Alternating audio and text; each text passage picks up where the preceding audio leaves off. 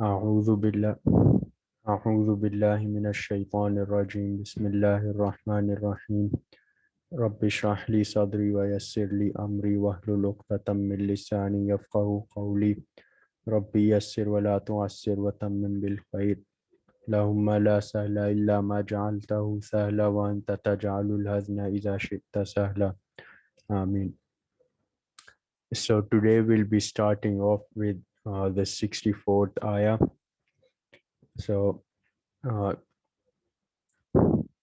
it goes لقد من الله على المؤمنين إذ بعث فيهم رسولا من أنفسهم يتلو عليهم آياته ويزكيهم ويعلمهم الكتاب والحكمة وإن كانوا من قبل لفي ضلال مبين. Certainly, Allah conferred a great favor upon the believers when He raised from among them a messenger of their own, reciting to them His verses and purifying and teaching them the book and the wisdom, while before that they had been in manifest error. So, if you remember, the context here is the Battle of Uhud. Okay, this is like post Battle of Uhud verses. These few verses that we've been doing for the past few classes. So Allah is saying over here that Allah bestowed a great favor upon the believers when He raised a messenger amongst them uh, from their own. Okay, means Prophet Muhammad Sallallahu was amongst themselves, and he recited to them his verses. Okay, means the Quran. The Prophet Sallallahu, he recited Allah's verses to us, and taught us the book and the wisdom. And before that they had been in manifest error, the clear disbelief. So what's the purpose of mentioning this here? Why is Allah reminding the believers of the favors? It's because the Muslims, they had just lost Uhud, okay, and they lost their hearts. The weak Muslims, they were also starting to doubt Islam. So Allah is mentioning this here. He's telling that Allah, He's telling that Allah guided the people, guided the believers, and He brought them from the clear disbelief to Islam. He raised a messenger from amongst themselves, and he recited the book to them, the book and wisdom, and saved them from hellfire. So that's the point of mentioning this over here. So moving on to next ayah.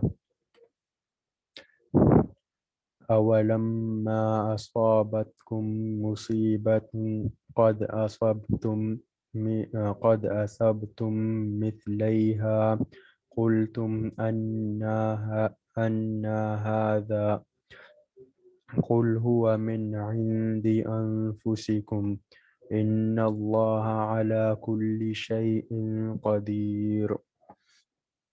And why was it so when a disaster struck you in Uhud, although you had struck them with a disaster twice as great?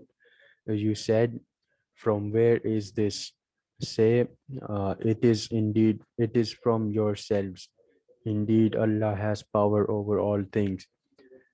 So, the Muslims had defeated the Quraysh in the Battle of Badr, and also for the first half of the Battle of Uhud, the Muslims were emerging victorious, and then the Muslims got defeated once. So Allah is saying that uh, you know the people with the weak belief, the Muslims, they were questioning why did this happen to us? Why did we lose? How did this happen? Okay, from where is this means, like, who did this? Why did this happen? So Allah is saying, why are you questioning them even though you inflicted twice as much damage? You defeated them in the Battle of Badr and the first part of Uhud, and you just got the same treatment once. Yeah. And then Allah is saying, say, okay, to the Prophet Muhammad Sallallahu Alaihi Wasallam, he's saying, say it is from yourselves. Yeah. And this means that there was something in your ranks, some of you, you know, you were the problem, because it happened because of you. No one else did it. There was a problem in the ranks, and indeed, as we know, the reason that the Muslims lost the battle was that the 50 archers on the Mount Roma, they came down. So that was the problem. It is from yourselves. Indeed, Allah has power over all things. وما أصابكم يوم التقى يوم التقى جمعان فبإذن الله وليعلم المؤمنين. And يوم التقى الجمعان. yeah, يوم التقى الجمعان فبإذن الله وليعلم المؤمنين. Thank you. And that day which befell you on the day of Uhud, and that which befell you on the day of Uhud when the two armies met, was by permission of Allah, and that He might know the true believers. Okay, so you see, in the verse above, in the previous verse, the Muslims, or those with the weak faith, they were questioning why this happened, and Allah told that it's because of yourself. Now this is also a continuation of that answer. Allah is telling that, whatever happened to you on that day of Uhud, in that battle, when the two armies met, was by permission of Allah. Okay, Allah is also telling that uh, Allah ordered that to happen, and that He might know the true believers. Yeah, so how does He know about the true believers? It's mentioned in the coming ayah. Yep. وَلِيَعْلَمَ الَّذِينَ نَافَقُوا وقيل لهم تعالوا قاتلوا في سبيل الله أو ادفعوا قالوا لو نعلم قتالا لا قتالا لاتبعناكم هم للكفر يومئذ أقرب منهم للإيمان يقولون بأفواههم ما ليس في قلوبهم والله أعلم بما يكتمون. And that He might know who are the hypocrites, and to whom it was said, come fight in the way of Allah or defend. They said, if we had known that there would be fighting, we would have certainly followed you. They were nearer to disbelief that day than to faith, saying with their mouths that which was not in their hearts, and Allah is the best aware of what they conceal. So basically, this is a continuation of the previous ayah. Allah said so that He might know the true believers. So in this ayah, Allah is saying, so that those who are hypocrites, okay, they said, they were running from the battlefield, and to whom it was said, when they were told to come and fight, or at least defend, because they have a share of the city. So if you don't want to fight for Islam, at least fight for your city. So then they were said that, uh, you know If there was an actual fight, okay, uh, then we would have joined. They were saying this isn't an actual fight. It's staged or something. Yeah. So Allah is saying that they were nearer to disbelief than faith. Okay? They weren't near to faith. They were near to disbelief, and saying with their mouth what they didn't have, what was not in their heart. They were making it up. They weren't telling what was in their hearts. In their hearts, they didn't want to fight. Okay, and even though they were saying we would have fought with you, they wouldn't have fought with them anyways. And Allah is best aware of what they conceal.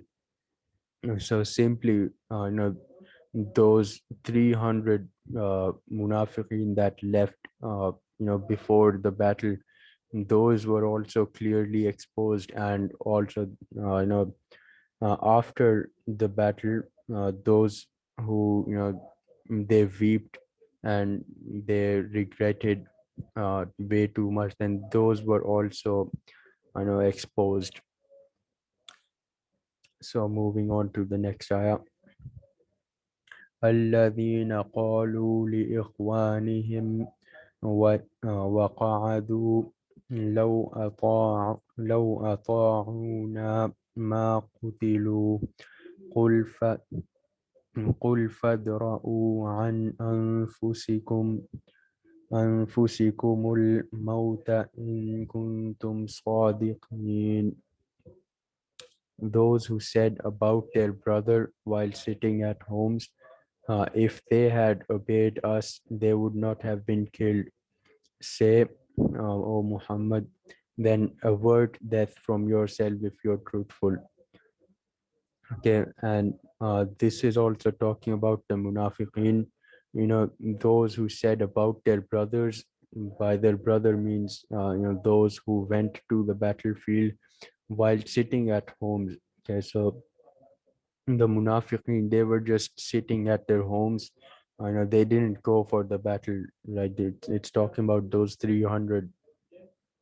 They were sitting at their homes and they were talking about those who went to battle, and they said, if they obeyed us, they would not have been killed. Okay, if they also came back to Medina with us, they wouldn't have died. Okay, then say, O Muhammad sallallahu alaihi wasallam, then avert death from yourself if you're truthful. Yeah, if you really care that much, then undo the damage that happened to them. Obviously, they can't undo the damage. Moving on to the next ayah. ولا تحسبن الذين قتلوا في سبيل الله أمواتا بل أحياء عند ربهم يرزقون. And do not think of those who are killed in the way of Allah as dead. Nay, but they are alive with their Lord. They are given provision. Now, this point was mentioned in Surah Baqarah too.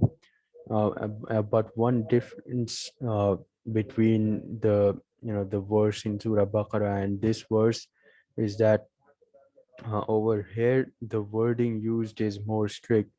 Okay, it's in the sense that do not even dare to think of those who are killed in the way of Allah as dead. Okay, so and the difference is that in Surah Baqarah it was pre-battle commentary, and over here it's post-battle commentary. Yeah, so the grief is more in this context. So Allah is saying, do not think of those who are killed in the way of Allah as dead. Nay, but they're alive with their Lord, and they're given provision. They are, as obviously they are not alive, but it's as if they're alive. Okay? They didn't die They didn't go through all the hardships of that. They, you know, I they were like sent straight to Jannah, and that's why they're as if they're living, and they're given provision with their Lord. So next up, فرحين فرحين بما آتاهم الله من فضله ويستبشرون بالذين لم يلحقوا بهم من خلفهم ألا خوف عليهم ولا هم يحزنون. So Allah is continuing about the previous ayah about the martyrs. Uh, in Surah Baqarah, Allah didn't continue. The verse came, don't call them dead, and then he just the topic just changed. But over here, it's given more importance, so it continues. Yeah. So now Allah is saying, jubilant in that which Allah has bestowed amongst them of His bounty, and rejoicing about those to be martyred who have not joined them from those left behind, that there shall be no fear upon them, nor shall they grieve. Now, what this means, jubilant means overjoyed. Okay, so overjoyed in that which Allah has bestowed amongst them of His bounty means the martyrs. They're happy with what Allah gave them. Allah gave them martyrdom, and they're overjoyed that they got martyrdom, and rejoicing about those to be martyred who have not joined them. uh, you know those who didn't participate in the battle, or those who did and they returned homes victorious, or they didn't get the rank of martyrdom, and they're rejoicing about those. They're like waiting for those to also get the same rank, and join them in this. Okay, from those left behind. Okay, so like those people who didn't even come to the battlefield, they're eagerly waiting for them to get this rank. It's a kind of prayer for them. Grant them martyrdom too. That there shall be no fear upon them. Okay, so nor grieve. The martyrs, they wouldn't be fearful of anything, and they wouldn't be grievous of anything. Now fear and grief, it it it covers the future and past tense together. Okay, so you fear about something that's about to happen, and you grieve about something that has happened already. Martyrs have none of that. They don't fear anything in the future, and they don't grieve about anything that happened in the past. And they are perfectly happy. Moving on to our last ayah. يستبشرون بنعمة من الله وفضل وأن الله لا يضيع أجر المؤمنين. They rejoice because of the favor from Allah and a bounty, and that Allah will not waste the reward of those who believe. Okay.